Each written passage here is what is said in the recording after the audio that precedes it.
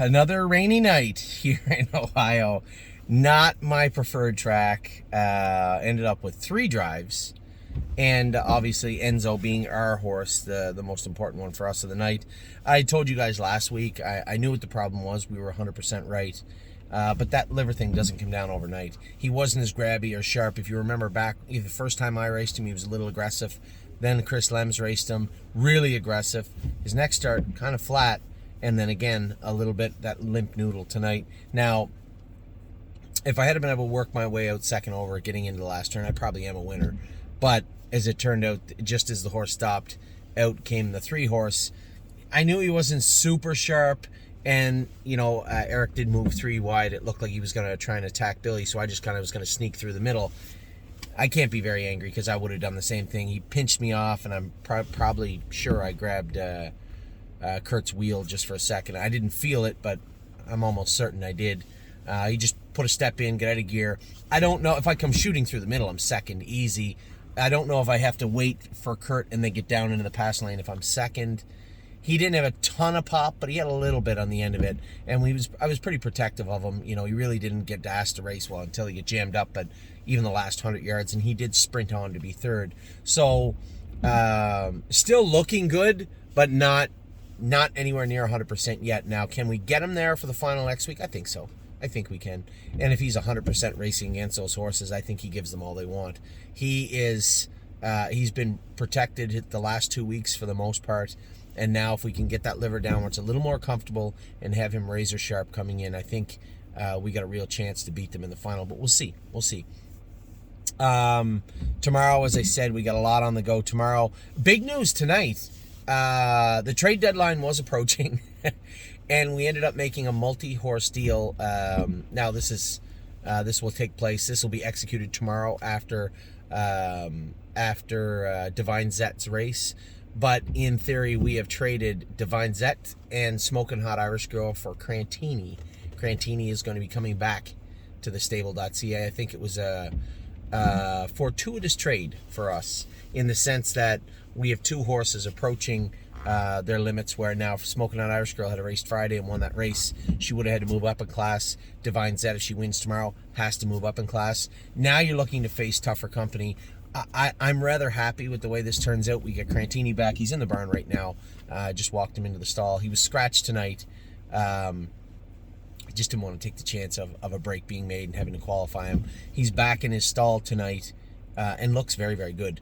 So, you guys know I'm not surprised. He is a little quirky. I am surprised. He's a little quirky, but when we gave him, when we sold that horse, we got good money for him, and he was on a high. He was 6 races in a row. He was top 3. He'd been racing very, very good. He had won the Arden and beat the horse that won the Beal. He was on top of his game, and then just kind of fizzled out. But he is a quirky horse. We do know him. There doesn't appear to be any reason that we can't get him back the way he was.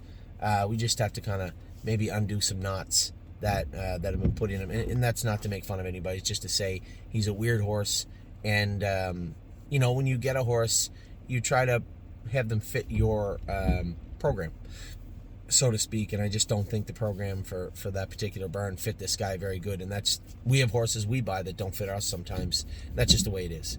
So Crantini is returning to the stable. The Big Red is returning to the stable.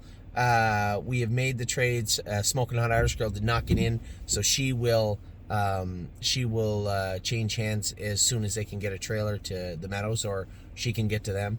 And then tomorrow night after the race, we will change hands with Divine Zet. But we will be racing Divine Zet tomorrow. So that's the scoop. A little bit of hot news off the trade wire, so to speak. As I told everybody, we're going to continue to move forward.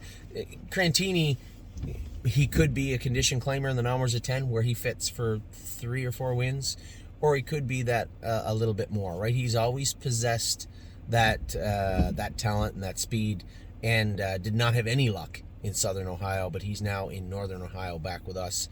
We'll keep him, get him trained up, see how he feels, have Dr. Latessa go over him, and then he'll go back over to Tim. We'll probably race him next week. So a lot going on, but big news on that front. We had a decent race from Enzo tonight. I was pretty protective of him. We know exactly what's going on with him.